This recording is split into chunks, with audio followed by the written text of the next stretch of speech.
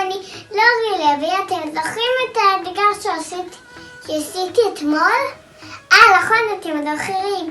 עשיתי אתגר סליים, והיום אני עושה אתגר המכיר.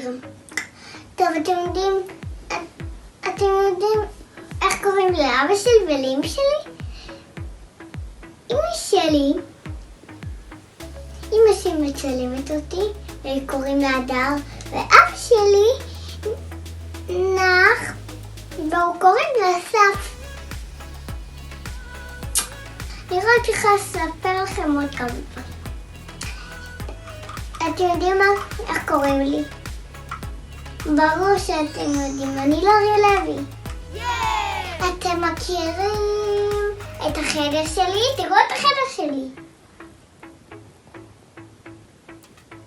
ותראו את הנדנדה שאני יושבת בה. והנה הכיסא שמכינים באותה סלע. טוב, בואו נראה איך הסלעים. תראו, ככה אפשר לשים את זה. שעושים את זה מה שאתם רוצים, בקופסה או בשקית אם אתם רוצים. אבל הכי עדיף לשים את זה בקופסה. הנה, תראו.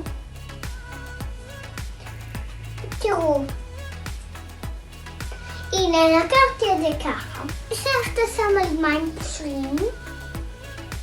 וערבבתי, לא יצא כלום, אבל ערבבנו,